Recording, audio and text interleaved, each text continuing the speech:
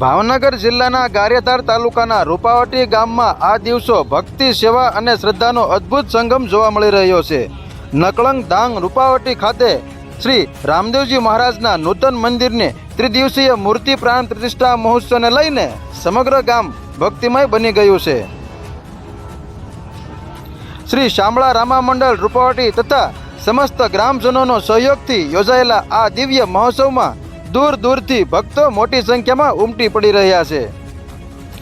આ આયોજનની સૌથી મોટી વિશેષતા એ છે કે ગામમાં આવનારા દરેક ભક્ત માટે ઉત્તમ અને સર્વોત્તમ સુવિધાઓ ઊભી કરવામાં આવી છે. ગરમીને ધ્યાનમાં રાખીને ઠંડા પાણી, ઠંડા શરબત તેમજ ભક્તો માટે આરામદાયક વ્યવસ્થા કરવામાં આવી છે. ત્રણેય દિવસ બપોરે મહાપ્રસાદ અને સાંજે પ્રસાદનું વિશાળ આયોજન કરવામાં આવ્યું છે, જેમાં હજારો ભક્તો ભાવપૂર્વક પ્રસાદનો લાભ લઈ રહ્યા છે. આ 3 દિવસો મહાપ્રસાદ હળમતિયા ધામના પૂજ્ય કાળુબાપુ તરફથી રાખવામાં આવ્યો છે, જેને લઈને ભક્તોમાં વિશેષ આનંદ અને ઉત્સાહ જોવા મળી રહ્યો છે.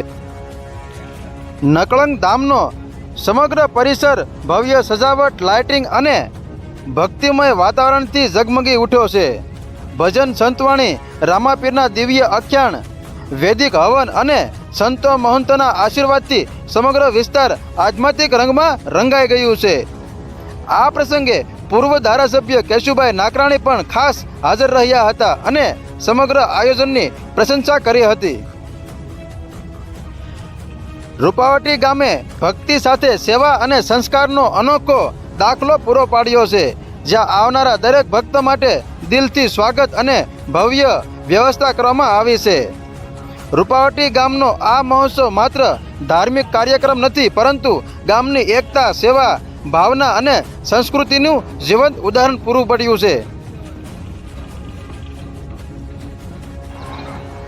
ભાવનગર જિલ્લાનું ગારિયાધાર તાલુકાનું રૂપાવટી ગામ આજે 11 અને 12 અને 13 3 દિવસનો ભવ્ય અને દિવ્ય ઉત્સવ ઉજવવામાં આવ્યો, જેનો શ્રેય શામળા રામા મંડળ જે 12 વર્ષથી આ તપસ્યા કરી રહ્યું હતું અને મંડળ રમી રમીને ટીપે ટીપે અને કાંકરીએ પાળ બંધાય અને ટીપે ટીપે સરોવર ભરાય એવી રીતે આ કાર્ય કરી રહ્યા હતા.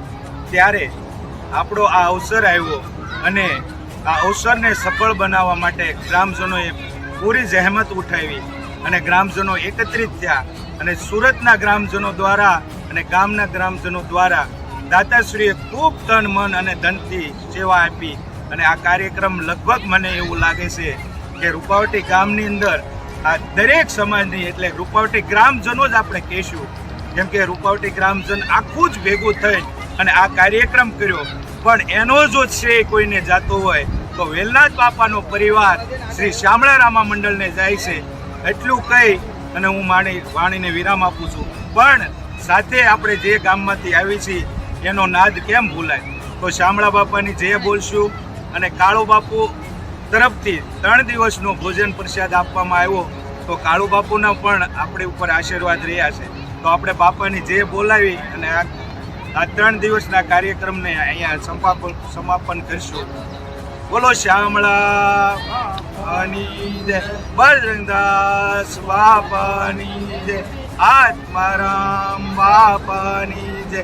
બાપા જય જય સીતારામ, બાપા સીતારામ.